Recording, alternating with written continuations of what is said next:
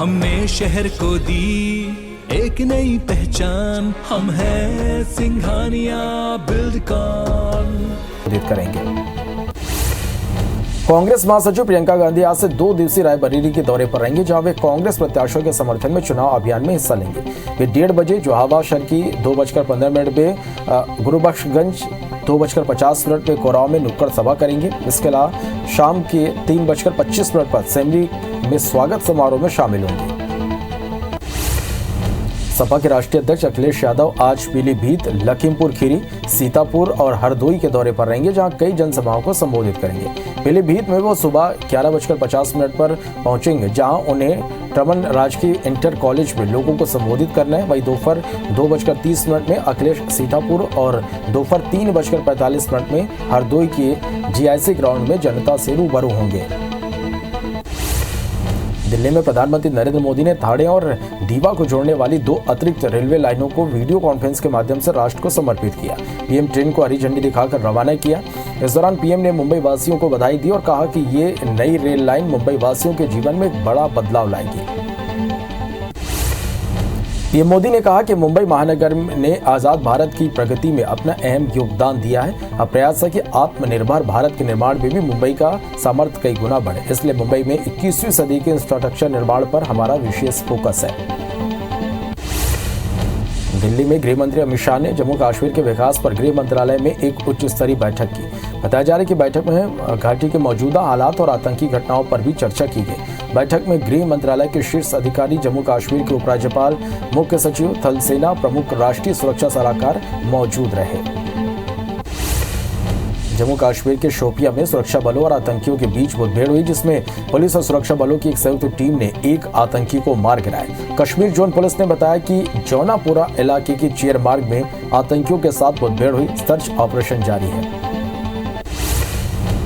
2008 Ahmedabad serial bomb blast मामले में आज गुजरात की विशेष अदालत ने 49 दोषियों को सजा सुनाई। कोर्ट ने 38 दोषियों को फांसी की सजा दी है, जबकि 11 को उम्र कैद की सजा सुनाई गई है। बता दें कि 26 जुलाई 2008 को अहमदाबाद में 70 मिनट के अंदर 21 बम धमाके हुए थे, जिसमें 56 लोगों की जान गई थी।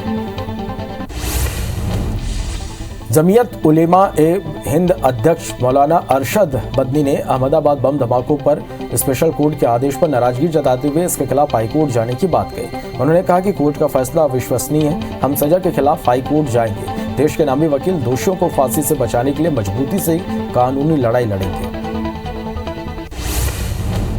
कोलकाता के जोरा बागान बस्ती में अचानक आग लग गई, जिसकी सूचना पर दमकल के 7 गाड़ियां मौके पर पहुंची और कड़ी मशक्कत के बाद आग पर काबू पाया गया। फिलहाल किसी तरह की जनहानि की खबर नहीं है। पुलिस आग लगने के कारणों का पता लगाने की कोशिश कर रही है।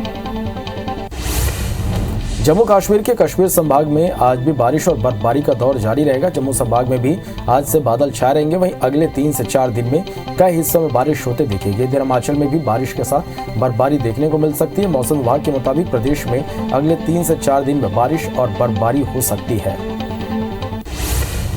दूसरे T20 मैच में भी टीम इंडिया ने वेस्टइंडीज को 8 रन से हरा दिया। वेस्टइंडीज के सामने 187 रन का टारगेट था, लेकिन टीम 20 ओवर में 3 विकेट खोकर 178 रन ही बना सकी और मुकाबला हार गई। जीत के साथ ही टीम इंडिया ने T20 सीरीज पर भी कब्जा जमा लिया। वेस्टइंडीज के खिलाफ भारत ने लगातार चौथी T20 सीरीज जीती है। 22 साल के बल्लेबाज साकिबुल गनी ने रणजी ट्रॉफी में अपने पहले की मैच में ट्रिपल सेंचुरी जड़ दी। बिहार के गनी फर्स्ट क्लास क्रिकेट के डेब्यू मैच में 13 शतक लगाने वाले दुनिया के पहले खिलाड़ी बन गए। उन्होंने मिजोरम के खिलाफ 405 गेंदों पर 341 रन की पारी खेली। इस दौरान उन्होंने 56 चौके और 2 छक्के लगाए। दुनिया में कोरोना के मामले बढ़ते हुए 42 करोड़ 19 लाख के पार पहुंच गए। वहीं कोरोना से मौत का आंकड़ा 58,89,000 के पार हो गया। पूरी दुनिया में 34 करोड़ 64 लाख से ज्यादा मरीज कोरोना कराकर स्वस्थ हो चुके हैं। वहीं दुनिया में एक्टिव मरीजों की संख्या 6 करोड़ 95 लाख के पार पहुंच गया है। हांगकांग में कोरोना संक्रमण तेजी से बढ़ने के बाद लीडरशिप का चुनाव टाल दिया गया है। चीन के राष्ट्रपति शी जिनपिंग के हवाले से चीनी अधिकारी कैरी लेम चेंग ने बताया कि कोरोना पर काबू पाना पहली प्राथमिकता है, इसलिए 8 मई तक चुनाव टालने का फैसला लिया गया। देश में कोरोना के मामले लगातार घट रहे हैं। 24 घंटे के अंदर कोरोना के 22,270 नए मामले सामने आए। इस दौरान 60,000 से ज्यादा मरीज ठीक हुए। वहीं 24 घंटे में 325 मरीजों की मौत हुई। अब देश में कोरोना के कुल एक्टिव मरीजों की संख्या 2,53,000 के पार पहुंच गई है। देश में पॉजिटिव रेट 1.8% है। मध्य प्रदेश में 24 घंटे के अंदर कोरोना के 888 नए मरीज मिले, जबकि 2 मरीजों की मौत हुई है। प्रदेश में एक्टिव मरीजों की संख्या बढ़कर 9,706 हो गई है। वहीं 2,715 मरीज डिस्चार्ज होकर अपने घर लौटे।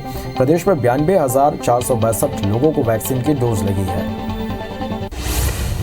छत्तीसगढ़ में कोरोना के मामलों में लगातार कमी आ रही। 24 घंटे के अंदर प्रदेश में कोरोना के 392 नए मरीज मिले हैं, जबकि 3 मरीजों की मौत हुई है। वहीं प्रदेश में 589 लोग स्वस्थ होकर अपने घर लौटे। इसके बाद एक्टिव मरीजों की संख्या बढ़कर 3,856 हो गई है। देश में वैक्सीनेशन का आंकड़े 174 करोड़ 97 लाख के पार पहुंच गया, जिसमें 96 करोड़ से ज्यादा पहला और 77 करोड़ से ज्यादा को दूसरा डोज लग गया। वहीं 1 करोड़ 77 लाख से ज्यादा बूस्टर डोज लगाए गए। एमपी में 11 करोड़ 28 लाख और छत्तीसगढ़ में 3 करोड़ 61 लाख से ज्यादा टीकाकरण हो चुके हैं। देश में कोरोना के खिलाफ जंग को और मजबूती मिली है। भारत में अपनी कुल वयस्क आबादी के 80% लोगों को कोरोना वैक्सीन की दोनों डोज लगा दी गई है। इस संबंध में केंद्रीय स्वास्थ्य मंत्री मनसुख मंडाविया ने ट्वीट करते हुए जानकारी दी।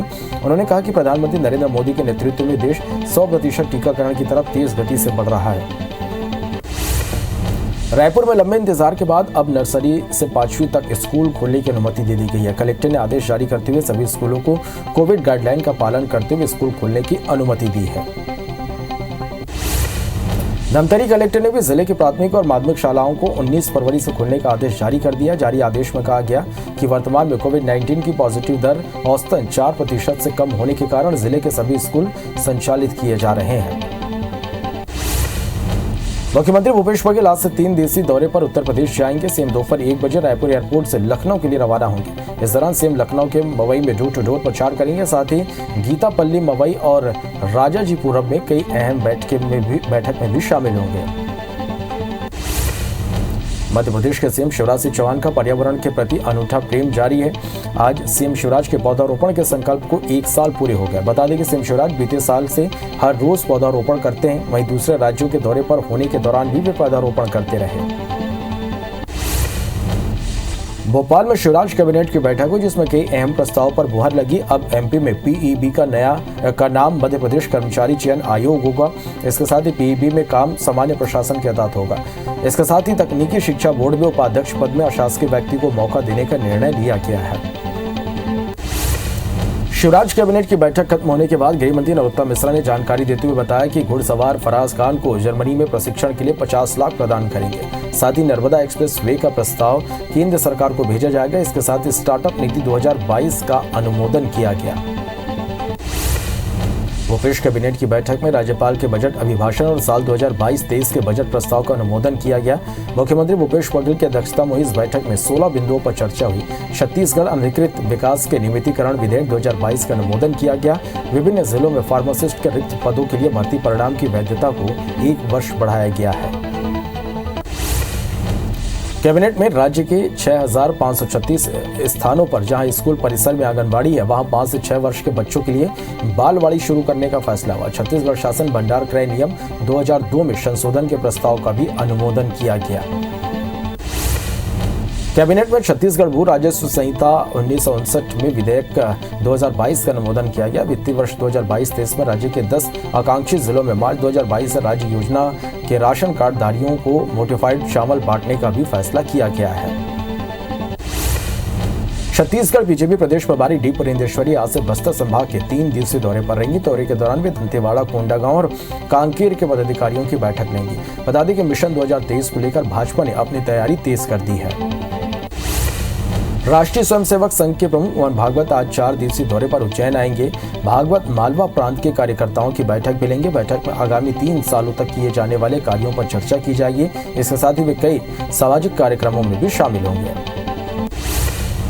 ईडी ने छत्तीसगढ़ के खैरागढ़ में बड़ी कार्रवाई करते हुए नक्सली मददगार 2 भाइयों की अचल संपत्ति जब्त कर ली है। जानकारी के मुताबिक खैरागढ़ निवासी किराना कारोबारी 2 भाई अश्वनी वर्मा और तामेश वर्मा पर साल 2018 में नोटबंदी के दौरान नक्सलियों के पैसे से जमीन खरीदने और उसके पैसों को बैंक में बदलवाने का आरोप लगा था।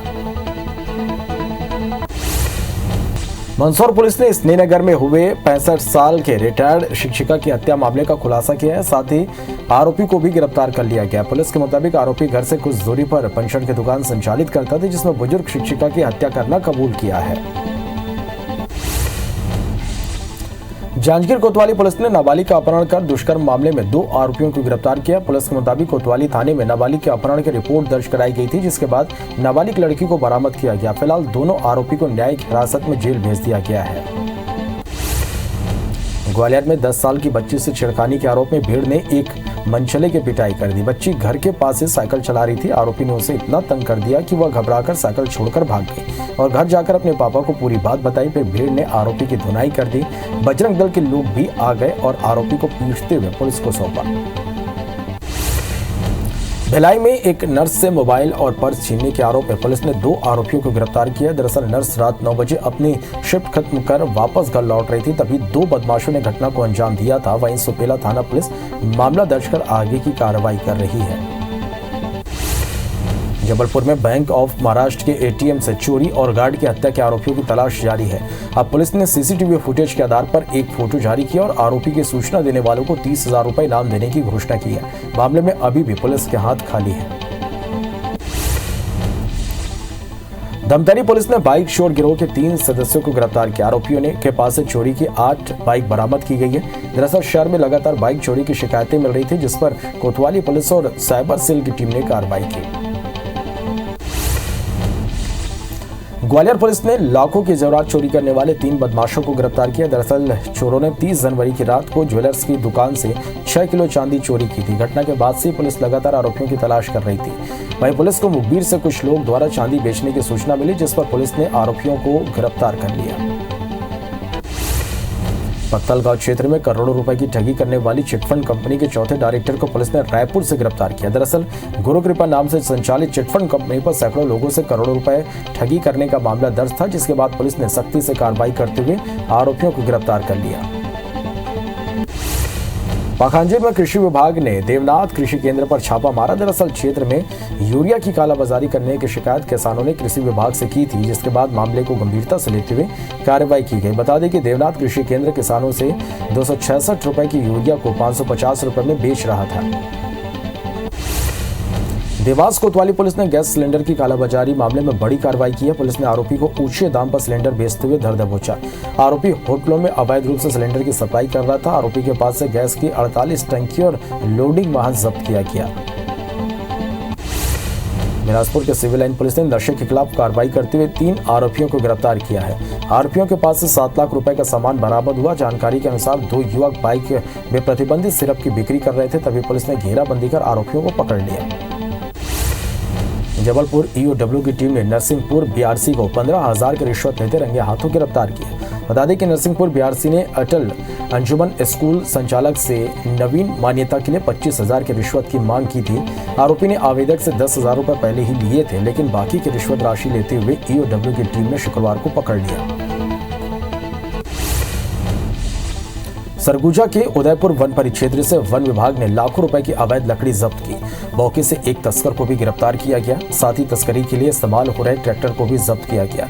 आरोपी रेत के नीचे लकड़ियां छुपाकर ले जा रहे थे। छतरपुर में 2 परिवार सरकारी प्लाट पर कब्जे को लेकर आपस में भिड़ गए। इस दौरान दोनों पक्षों ने एक दूसरे पर जमकर लाठियां बरसाई। घटना का वीडियो सोशल मीडिया पर वायरल हो रहा। फिलहाल मामले की शिकायत थाने तक नहीं पहुंची है। महासमुंद के पटेवा थाना इलाके में हुए हादसे में एक ही परिवार के 4 लोगों की मौत हो गई। परिवार के लोग एक ही बाइक में सवार होकर गांव जा रहे थे, तभी झलप तेंदुकोना रोड पर अज्ञात वाहन ने चारों को चपेट में ले लिया। मृतकों में एक महिला और 3 युवक शामिल हैं। भिलाई पुलिस ने आईआईटी भवन में मजदूरों की मौत के मामले ठेकेदार और सुपरवाइजर के खिलाफ केस दर्ज किया है। ठेकेदार पर मजदूर को निर्माण कार्य में रखने का आरोप है, जिसकी बॉयज हॉस्टल निर्माण के दौरान सेंटरिंग से नीचे गिरने से मौत हो गई थी। फिलहाल पुलिस पूछताछ कर रही है। कोरबा के लैंको पावर प्लांट में एक कर्मचारी की अचानक मौत हो गई। कर्मचारी प्लांट में 18 फीट ऊपर काम कर रहा था, जहां वह अचेत अवस्था में पड़ा मिला, जिसे तुरंत अस्पताल पहुंचाया गया, मगर डॉक्टरों ने उसे मृत घोषित कर दिया। जिसके बाद बाकी कर्मचारी मुआवजे की मांग करते हुए हड़ताल पर चले गए। डोंगरगढ़ से 4 दिनों से बिना बताए लापता युवक की जंगल में लाश मिली है। पुलिस ने शव का पंचनामा कर पोस्टमार्टम के लिए छुरिया मरचुरी भेजा है। जानकारों के मुताबिक बाघ नदी थाना क्षेत्र ग्राम सड़क चिरचारी से 14 फरवरी को घर में बिना बताए सुरेंद्र सलामे लापता हो गया था, जिसकी गुमशुदगी बाघ नदी थाने में दर्ज कराई गई थी। छतरपुर के किशनगढ़ में एक युवक के पेट में सरिया घुस गया, जिसे गंभीर हालत में जिला अस्पताल पहुंचाया गया। बता दें कि मकान बनाते समय छज्जा टूट जाने से युवक नीचे गिरा और उसे सरिया के उसके पेट में घुस गया। हालांकि युवक अभी होश में है और इलाज जारी है। नरसिंहपुर में पुलिस विभाग के पेट्रोल पंप में पेट्रोल भरवाने आई एक कार में अचानक आग लगी और देखते ही देखते इलाके में अफरा तफरी का माहौल मच गया, जिसके बाद पुलिसकर्मियों और पेट्रोल पंप कर्मियों ने किसी तरह आग पर काबू पाया। गनीमत रही कि कोई बड़ा हादसा नहीं हुआ। रायगढ़ के रामलीला मैदान में नाबालिग लड़की की शादी की सूचना पर महिला बाल विकास की टीम मौके पर पहुंची और लड़की पक्ष वालों से दस्तावेज देने की मांग की। तब उन्हें आधार कार्ड की जन्मतिथि डेट दिखाई गई। जब अधिकारियों ने मार्कशीट मांगा तो लड़की के परिजन हंगामा करने लगे और लड़की को बालिग बताने पर अड़े रहे। अब अधिकारियों ने कहा कि मामले में जांच के बाद कार्रवाई करेंगे। मध्य प्रदेश के कई जिलों में आज भी बादल छाए रह सकते हैं। बादल छाने का असर न्यूनतम तापमान पर पड़ेगा। तापमान में 1 से 2 डिग्री की गिरावट आ सकती है।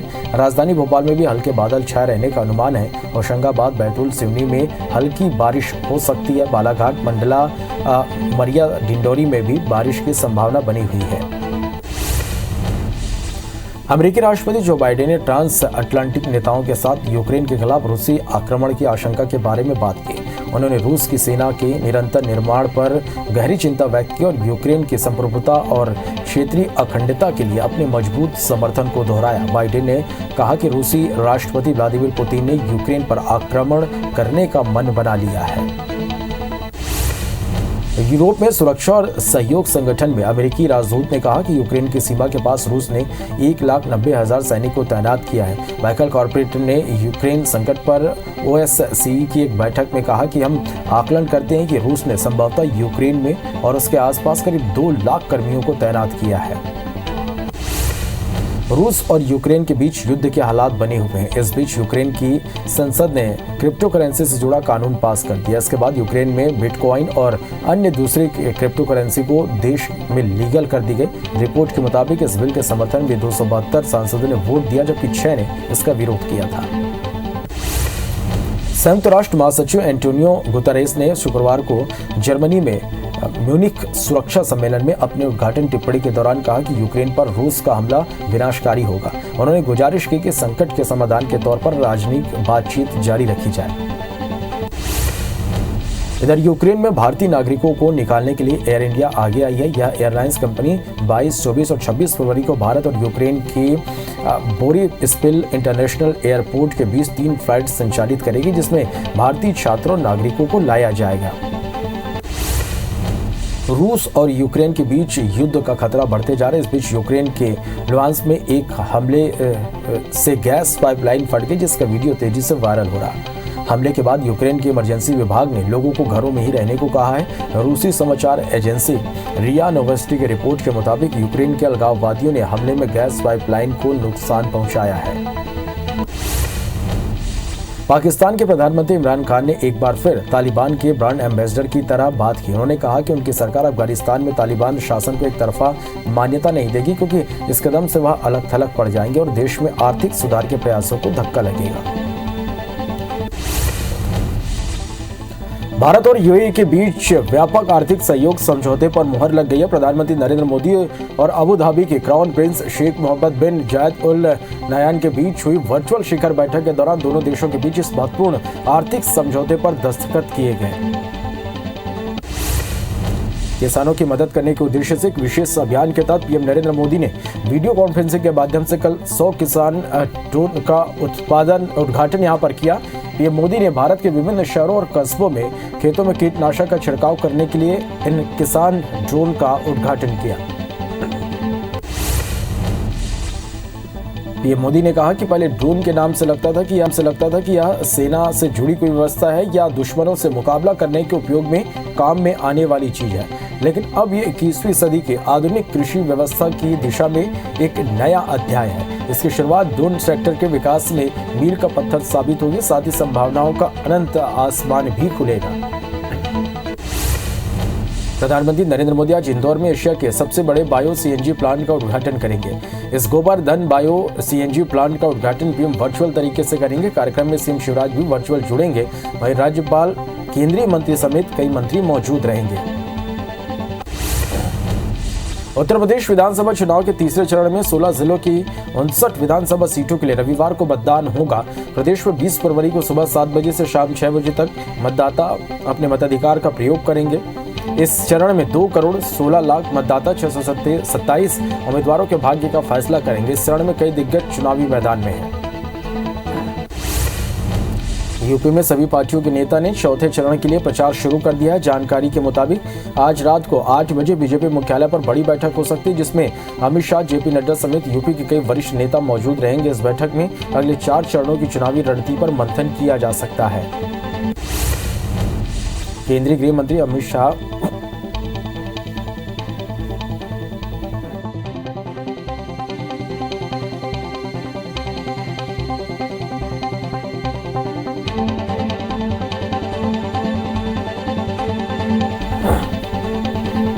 केंद्रीय गृह मंत्री अमित शाह आज बांदा, रायबरेली और लखनऊ के दौरे पर रहेंगे, जहां वे कई जनसभाओं को संबोधित करेंगे। इसके बाद वे रात 8 बजे लखनऊ में बीजेपी की बड़ी बैठक में शामिल होंगे। शाह दोपहर 1 बजे बटौंद, मंडी स्थल, तिंदवारी, बांदा में जनसभा को संबोधित करेंगे और इसके साथ ही बीजेपी के पक्ष में वोट मांगेंगे। केंद्रीय रक्षा मंत्री राजनाथ सिंह आज गोंडा और लखनऊ में कई जनसभाओं को संबोधित करेंगे। राजनाथ सिंह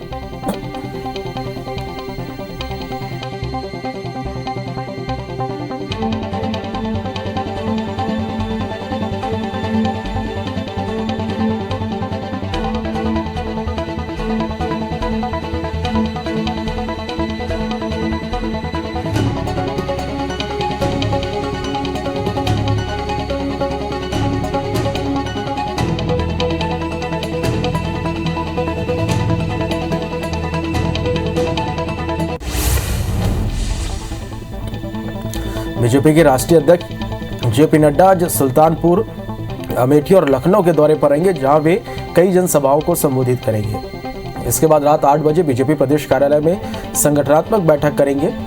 नड्डा 12 बजे सुल्तानपुर के खुर्शीद क्लब में जनसभा को संबोधित करेंगे। वहीं शाम को 4 बजे मुंशीगंज, अमेठी में जनसभा करेंगे।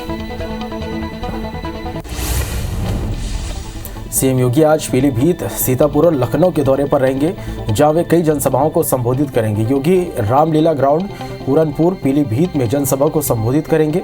वहीं दोपहर 12 बजे रामलीला ग्राउंड, बीसलपुर, पीलीभीत में जनसभा को संबोधित करेंगे। इसके बाद शाम 5:15 पर लखनऊ में जनसभा को संबोधित करेंगे।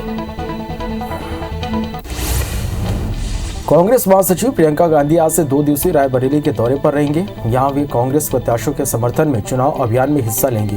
वे 1:30 बजे जोहावा शर्की, 2:15 पर गुरबख्शगंज, 2:50 में कोराव में नुक्कड़ सभा करेंगी और इसके अलावा वे शाम 3:25 में सेमरी में स्वागत समारोह में शामिल होंगी। सपा के राष्ट्रीय अध्यक्ष अखिलेश यादव आज पीलीभीत, लखीमपुर खीरी, सीतापुर और हरदोई के दौरे पर रहेंगे, जहां कई जनसभाओं को संबोधित करेंगे। पीलीभीत में वे सुबह 11:50 पर पहुंचेंगे, जहां उन्हें ट्रमन राजकीय इंटर कॉलेज में लोगों को संबोधित करना है। वहीं दोपहर 2:30 बजे अखिलेश सीतापुर और दोपहर 3:45 पर हरदोई के GIC ग्राउंड में जनता से रूबरू होंगे। कानपुर में समाजवादी पार्टी प्रमुख अखिलेश यादव ने कहा कि ये जन समर्थन और जन सलाह बता रहा है कि ये समाजवादी पार्टी सभी सीटें जीतने जा रही है। चौथे चरण में ही समाजवादी पार्टी और गठबंधन 200 के पार हो जाएगा और भारी बहुमत से हमारी जीत होगी। दिल्ली में केंद्रीय मंत्री मुख्तार अब्बास नकवी ने यूपी में राजनीतिक दलों के बीच गठबंधन पर कहा कि उत्तर प्रदेश में जो गठबंधन है वह गठबंधन नहीं बल्कि गुनाहों की गठरी है। यह गठबंधन पानी के बुलबुले की तरह है, इसलिए चुनाव आते आते इसका खात्मा आप अपने आप ही देख लेंगे। केंद्रीय गृह मंत्री अमित शाह ने पंजाब के सीएम चन्नी को आश्वासन दिया कि सरकार के प्रतिबंधित अलगाववादी समूह सिख फॉर जस्टिस द्वारा आपको कथित तौर पर समर्थन देने के मामले को गंभीरता से लिया है। इसके साथ ही उन्होंने जोर दिया कि किसी को भी देश की एकता और अखंडता के साथ खिलवाड़ करने नहीं दिया जाएगा। जम्मू कश्मीर के शोपियां में सुरक्षा बलों और आतंकियों के बीच मुठभेड़ हुई, जिसमें पुलिस और सुरक्षा बलों की एक संयुक्त टीम ने एक आतंकवादी को मार गिराया। कश्मीर जोन पुलिस ने बताया कि जौनापुरा इलाके के चेन मार्ग में आतंकवादियों के साथ मुठभेड़ हुई। सर्च ऑपरेशन जारी है। जमीयत उलेमाए हिंद अध्यक्ष मौलाना अरशद मदनी ने अहमदाबाद बम धमाकों पर स्पेशल कोर्ट के आदेश पर नाराजगी जताते हुए इसके खिलाफ हाई कोर्ट जाने की बात कही। उन्होंने कहा कि कोर्ट का फैसला अविश्वसनीय है। हम सजा के खिलाफ हाई कोर्ट जाएंगे। देश के नामी वकील दोषियों को फांसी से बचाने के लिए मजबूती से कानूनी लड़ाई लड़ेंगे। कोलकाता के जोरा बागान बस्ती में अचानक आग लग गई, जिसकी सूचना पर दमकल के साथ गाड़ियां मौके पर पहुंच गई और कड़ी मशक्कत के बाद आग पर काबू पाया गया। फिलहाल किसी तरह की जनहानि की खबर नहीं है। पुलिस आग लगने के कारणों का पता लगाने की कोशिश कर रही है। जम्मू कश्मीर के कश्मीर संभाग में आज भी बारिश और बर्फबारी का दौर जारी रहेगा। जम्मू संभाग में भी आज से बादल छाए रहेंगे। वहीं अगले 3 से 4 दिन में कई हिस्सों में बारिश होती दिखेगी। इधर हिमाचल में भी बारिश के साथ बर्फबारी देखने को मिल सकती है। मौसम विभाग के मुताबिक प्रदेश में अगले 3 से 4 दिन बारिश और बर्फबारी हो सकती है। दूसरे T20 मैच में भी टीम इंडिया ने वेस्टइंडीज को 8 रन से हरा दिया। वेस्टइंडीज के सामने 187 रन का टारगेट था, लेकिन टीम 20 ओवर में 3 विकेट खोकर 178 रन ही बना सकी और मुकाबला हार गई। जीत के साथ ही टीम इंडिया ने T20 सीरीज पर भी कब्जा जमा लिया। वेस्टइंडीज के खिलाफ भारत ने लगातार चौथी T20 सीरीज जीती है। 22 साल के बल्लेबाज साकिब उल गनी ने रणजी ट्रॉफी में अपने पहले ही मैच में ट्रिपल सेंचुरी जड़ दी। बिहार के गनी फर्स्ट क्लास क्रिकेट के डेब्यू मैच में 13 शतक लगाने वाले दुनिया के पहले खिलाड़ी बन गए। उन्होंने मिजोरम के खिलाफ 405 गेंदों पर 341 रन की पारी खेली। इस दौरान उन्होंने 56 चौके और 2 छक्के लगाए। दुनिया भर में कोरोना के मामले बढ़ते हुए 42 करोड़ 19 लाख के पार पहुंच गए। वहीं कोरोना से मौत का आंकड़ा 58,82,000 के पार हो गया। पूरी दुनिया में 34 करोड़ 64 लाख से ज्यादा मरीज कोरोना का हराकर स्वस्थ हो चुके हैं। वहीं दुनिया में एक्टिव मरीजों की संख्या 6 करोड़ 95 लाख के पार पहुंच गई है। हांगकांग में कोरोना संक्रमण तेजी से बढ़ने के बाद लीडरशिप का चुनाव टाल दिया गया है। चीन के राष्ट्रपति शी जिनपिंग के हवाले से चीनी अधिकारी कैरी लेम चेंग ने बताया कि कोरोना पर काबू पहली प्राथमिकता है, इसलिए 8 मई तक चुनाव टालने का फैसला किया गया है। देश में कोरोना के मामले लगातार घट रहे हैं। 24 घंटे के अंदर कोरोना के 22,270 नए मामले सामने आए। इस दौरान 60,000 से ज्यादा मरीज ठीक हुए। वहीं 24 घंटे में 325 मरीजों की मौत हुई। अब देश में कोरोना के कुल एक्टिव मरीजों की संख्या 2,53,000 के पार पहुंच गई है। देश में पॉजिटिव रेट 1.8% है। मध्य प्रदेश में 24 घंटे के अंदर कोरोना के 888 नए मरीज मिले हैं, जबकि 2 मरीजों की मौत हुई। प्रदेश में एक्टिव मरीजों की संख्या बढ़कर 9,706 हो गई है। वहीं 2,715 मरीज डिस्चार्ज होकर अपने घर लौटे हैं। प्रदेश में 92,462 लोगों को वैक्सीन की डोज लगी है। छत्तीसगढ़ में कोरोना के मामलों में लगातार कमी आ रही। 24 घंटे के अंदर प्रदेश में कोरोना के 392 नए केस सामने आए, जबकि 3 मरीजों की मौत हुई। वहीं प्रदेश में 589 लोग स्वस्थ होकर अपने घर लौटे। इसके बाद एक्टिव मरीजों की संख्या बढ़कर 3,856 हो गई। देश में वैक्सीनेशन का आंकड़ा 174 करोड़ 97 लाख के पार पहुंच गया, जिसमें 96 करोड़ से ज्यादा पहला और 77 करोड़ से ज्यादा को दूसरा डोज लगाया गया। वहीं 1 करोड़ 77 लाख से ज्यादा बूस्टर डोज लगाए गए। एमपी में 11 करोड़ 28 लाख और छत्तीसगढ़ में 3 करोड़ 61 लाख से ज्यादा टीकाकरण हो चुका है। देश में कोरोना के खिलाफ जंग को और मजबूती मिली है। भारत में अपनी कुल वयस्क आबादी के 80% लोगों को कोरोना की वैक्सीन की दोनों डोज लगा दी गई। वहीं इस संबंध में केंद्रीय स्वास्थ्य मंत्री मनसुख मंडाविया ने ट्वीट करते हुए जानकारी दी। उन्होंने कहा कि प्रधानमंत्री नरेंद्र मोदी के नेतृत्व में देश 100% टीकाकरण की तरफ तेज गति से बढ़ रहा है। रायपुर में लंबे इंतजार के बाद अब नर्सरी से 5वीं तक स्कूल खोलने की अनुमति दे दी गई। कलेक्टर ने आदेश जारी करते हुए सभी स्कूलों को कोविड गाइडलाइन का पालन करते हुए स्कूल खोलने की अनुमति दी। मुख्यमंत्री भूपेश बघेल आज से 3 दिवसीय दौरे पर उत्तर प्रदेश जाएंगे। सीएम दोपहर 1 बजे रायपुर एयरपोर्ट से लखनऊ के लिए रवाना होंगे। इस दौरान सीएम लखनऊ के मवई में डोर टू डोर प्रचार करेंगे। साथ ही गीतापल्ली, मवई और राजाजीपुरम में कई अहम बैठक में शामिल होंगे। मध्य प्रदेश के सीएम शिवराज सिंह चौहान का पर्यावरण के प्रति अनूठा प्रेम जारी है। सीएम शिवराज के पौधारोपण के संकल्प को 1 साल पूरे हो गए। बता दें कि सीएम शिवराज बीते साल से हर रोज पौधारोपण करते रहे, वहीं दूसरे राज्यों के दौरे पर होने के दौरान भी पौधारोपण करते रहे। छत्तीसगढ़ बीजेपी प्रदेश प्रभारी डी पुरंदेश्वरी आज से बस्तर संभाग के 3 दिवसीय दौरे पर रहेंगे। दौरे के दौरान वे दंतेवाड़ा, कोंडागांव और कांकेर के पदाधिकारियों की बैठक लेंगे।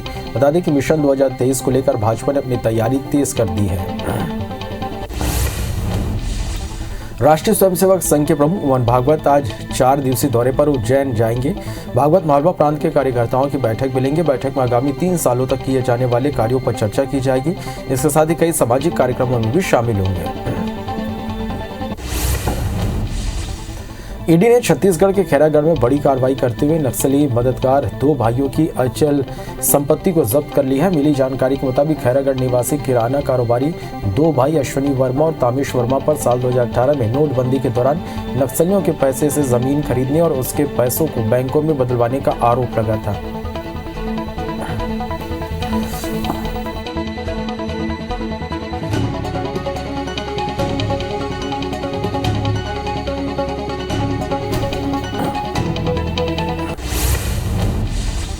जांजगीर के कलतरा में एक हाईवा ने नगर पालिका के कर्मचारी को कुचल दिया, जिससे उसके मौके पर ही मौत हो गई। घटना के बाद आक्रोशित लोगों ने चक्का जाम किया, जिससे 5 घंटे तक आवागमन प्रभावित रहा। वहीं पुलिस मामला दर्ज कर आगे की कार्रवाई कर रही है। मंदसौर पुलिस ने स्नेहनगर में हुए 65 साल के रिटायर्ड शिक्षिका की हत्या मामले का खुलासा किया, साथ ही आरोपी को भी गिरफ्तार किया। पुलिस के मुताबिक आरोपी घर से कुछ दूरी पर पंचर की दुकान संचालित करता था, जिसमें बुजुर्ग शिक्षिका की हत्या करना कबूल किया। ग्वालियर के थाटीपुरा थाना क्षेत्र में एक युवती के साथ उसी के पड़ोसी ने दुष्कर्म की घटना को अंजाम दिया। बताया जा रहा है कि युवक ने युवती को शादी का झांसा देकर दुष्कर्म किया। वहीं पुलिस ने आरोपी के खिलाफ मामला दर्ज कर उसे गिरफ्तार कर लिया है। जांजगीर कोतवाली पुलिस ने नाबालिग का अपहरण कर दुष्कर्म मामले में 2 आरोपियों को गिरफ्तार किया। पुलिस के मुताबिक कोतवाली थाने में नाबालिग के अपहरण की रिपोर्ट दर्ज कराई गई थी, जिसके बाद नाबालिग लड़की को बरामद किया गया। फिलहाल दोनों आरोपी को न्यायिक हिरासत में जेल भेज दिया गया है। बहलौद पुलिस ने आरक्षक के साथ गाली गलौज करने वाले कांग्रेस नेता को गिरफ्तार कर लिया है। आरोपी ने लकड़ी से बना ट्रैक्टर पकड़े जाने को लेकर आरक्षक और पुलिस अधिकारियों के साथ गाली गलौज की थी, जिसका वीडियो सोशल मीडिया पर वायरल हुआ था। गौरेला में आत्महत्या के लिए पत्नी को उकसाने के आरोप में पति को पुलिस ने गिरफ्तार किया। बताया जा रहा है कि कुछ दिन पहले दोनों के बीच मामूली विवाद हुआ था, जिसके बाद युवती ने फांसी लगाकर आत्महत्या कर ली थी। फिलहाल गौरेला थाना पुलिस ने मामला दर्ज कर आरोपी को गिरफ्तार कर लिया। गौरेला पेंड्रा मरवाही जिले में 105 लीटर कच्ची शराब और शराब बनाने का सामान जब्त किया गया। मामले में पेंड्रा पुलिस ने 5 आरोपियों को गिरफ्तार किया। साथ ही शराब पीने वाले 4 युवकों के खिलाफ भी कार्रवाई की गई है। भिलाई में एक नर्स से मोबाइल और पर्स छीनने के आरोप में पुलिस ने 2 आरोपियों को गिरफ्तार किया है। दरअसल नर्स रात 9 बजे अपनी शिफ्ट खत्म कर वापस घर लौट रही थी, तभी 2 बदमाशों ने घटना को अंजाम दिया था। वहीं सुपेला थाना पुलिस मामला दर्ज कर आगे की कार्रवाई कर रही है। धमतरी पुलिस ने बाइक चोर गिरोह के 3 सदस्यों को गिरफ्तार किया। आरोपियों के पास से चोरी की 8 बाइक बरामद की गई है। दरअसल शहर में लगातार बाइक चोरी की शिकायतें मिल रही थी, जिस पर कोतवाली और साइबर सेल की टीम ने कार्रवाई की। ग्वालियर पुलिस ने लाखों के जेवरात चोरी करने वाले 3 बदमाशों को गिरफ्तार किया। दरअसल चोरों ने 30 जनवरी की रात को ज्वेलर्स की दुकान से 6 किलो चांदी चोरी की थी। घटना के बाद से पुलिस लगातार आरोपियों की तलाश कर रही थी। वहीं मुखबिर की सूचना से कुछ लोग द्वारा चांदी बेचने की सूचना मिली, जिस पर पुलिस ने आरोपियों को आज गिरफ्तार कर लिया। पत्थल गांव क्षेत्र में करोड़ों रुपए की ठगी करने वाली चिटफंड कंपनी के 4थे डायरेक्टर को पुलिस ने रायपुर से गिरफ्तार किया है। दरअसल गुरु कृपा नाम से संचालित चिटफंड कंपनी पर सैकड़ों लोगों से करोड़ों रुपए की ठगी करने का मामला दर्ज था, जिसके बाद पुलिस ने सख्ती से कार्रवाई करते हुए आरोपियों को गिरफ्तार कर लिया। देवास कोतवाली पुलिस ने गैस सिलेंडर की कालाबाजारी मामले में बड़ी कार्रवाई की है। पुलिस ने आरोपी को ऊंचे दाम पर सिलेंडर बेचते हुए धर दबोचा। आरोपी होटलों में अवैध रूप से सिलेंडर की सप्लाई कर रहा था। आरोपी के पास से गैस के 48 टंकी और लोडिंग वाहन जब्त किया गया। बिलासपुर के सिविल लाइन पुलिस ने नशे के खिलाफ कार्रवाई करते हुए 3 आरोपियों को गिरफ्तार किया है। आरोपियों के पास से 7 लाख रुपए का सामान बरामद हुआ। जानकारी के अनुसार 2 युवक बाइक में प्रतिबंधित सिरप की बिक्री कर रहे थे, तभी पुलिस ने घेराबंदी कर आरोपियों को पकड़ लिया। जबलपुर ईओडब्ल्यू की टीम ने नरसिंहपुर बीआरसी को 15,000 रुपये रिश्वत लेते रंगे हाथों गिरफ्तार किया। बता दें कि नरसिंहपुर बीआरसी ने अटल अंजुमन स्कूल संचालक से नवीन मान्यता के लिए 25,000 की रिश्वत मांगी थी। आरोपी ने आवेदक से 10,000 रुपये पहले लिए थे, लेकिन बाकी की रिश्वत राशि लेते हुए ईओडब्ल्यू की टीम ने शुक्रवार को पकड़ लिया। सरगुजा के उदयपुर वन परिक्षेत्र से वन विभाग ने लाखों रुपए की अवैध लकड़ी जब्त की। मौके से तस्कर को भी गिरफ्तार किया गया। साथ ही तस्करी के लिए इस्तेमाल हो रहे ट्रैक्टर को भी जब्त किया गया। आरोपी रेत के नीचे लकड़ियां छुपाकर ले जा रहा था।